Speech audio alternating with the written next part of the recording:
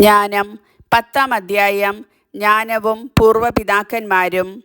ഏകനായി ആദ്യം സൃഷ്ടിക്കപ്പെട്ട ലോകപിതാവിനെ ജ്ഞാനം കാത്തുരക്ഷിച്ചു, പാപത്തിൽ നിന്ന് വീണ്ടെടുത്തു, സർവവും ഭരിക്കാൻ അവന് ശക്തി നൽകി.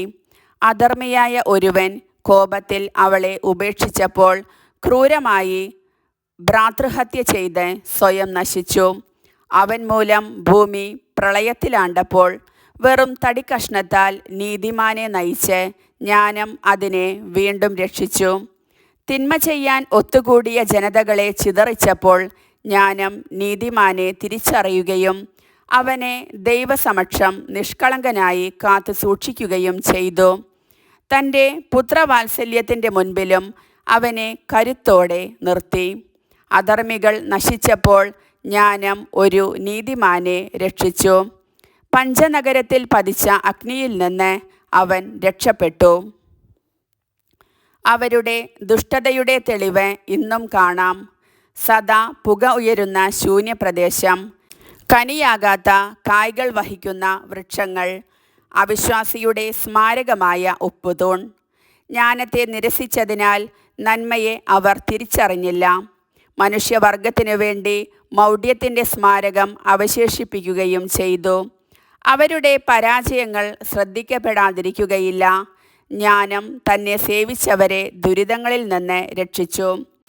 ഒരു നീതിമാൻ സഹോദരൻ്റെ കോപത്തിൽ നിന്ന് ഓടിയപ്പോൾ അവൾ അവനെ നേർവഴിയിലൂടെ നയിച്ചു. അവന് ദൈവരാജ്യം കാണിച്ചു കൊടുക്കുകയും ദൈവദൂതന്മാരെക്കുറിച്ച് അറിവ് നൽകുകയും അവൻ്റെ പ്രയത്നങ്ങളെ വിജയപ്രദമാക്കുകയും അധ്വാനത്തെ ഫലസമ്പുഷ്ടമാക്കുകയും ചെയ്തു. ദുർമോഹികളായ മർദ്ദകരുടെ മുൻപിൽ അവൾ അവന് തുണയായി നിന്ന് അവനെ സമ്പന്നനാക്കി. അവൾ അവനെ ശത്രുക്കളിൽ നിന്നും പതിയിരുന്നവരിൽ നിന്നും പരിരക്ഷിച്ചു. രൂക്ഷമായ മത്സരത്തിൽ അവൾ അവനെ വിജയിപ്പിച്ചു.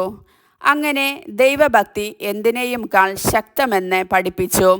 ഒരു നീതിമാൻ വിൽക്കപ്പെട്ടപ്പോൾ ജ്ഞാനം അവനെ കൈവിടാതെ പാപത്തിൽ നിന്ന് രക്ഷിച്ചു. കാരാഗൃഹത്തിലേക്ക് അവനോടൊത്തിറങ്ങി. രാജകീയമായ ചെങ്കോലും തൻ്റെ യജമാനന്മാരുടെ മേൽ ആധിപത്യവും ലഭിക്കുവോളം കാരാഗൃഹത്തിൽ അവനെ ഉപേക്ഷിച്ചു പോയില്ല.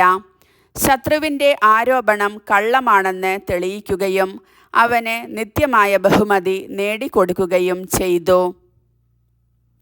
ജ്ഞാനവും പുറപ്പാടും. നിഷ്കളങ്കമായ വിശുദ്ധ ജനത്തെ മർദ്ദക ജനതയിൽ നിന്ന് ജ്ഞാനം രക്ഷിച്ചു. അവൾ കർത്താവിൻ്റെ ഒരു ദാസനിൽ കുടികൊള്ളുകയും അത്ഭുതങ്ങളാലും അടയാളങ്ങളാലും ഭീകരന്മാരായ രാജാക്കന്മാരെ എതിർക്കുകയും ചെയ്തു.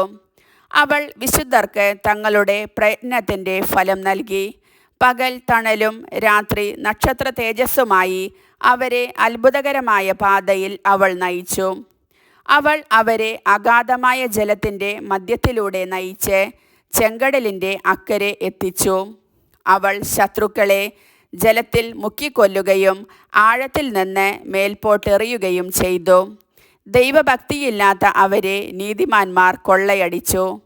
കർത്താവെ, അങ്ങയുടെ വിശുദ്ധ നാമത്തെ അവർ പാടിപ്പുകഴ്ത്തി. അങ്ങയുടെ സംരക്ഷിക്കുന്ന കരത്തെ ഏകസ്വരത്തിൽ വാഴ്ത്തി. ജ്ഞാനം മൂകരുടെ വായ് തുറക്കുകയും ശിശുക്കളുടെ നാവിന് സ്ഫുടമായി സംസാരിക്കാൻ കഴിവ് നൽകുകയും ചെയ്തു. കർത്താവിൻ്റെ വചനം.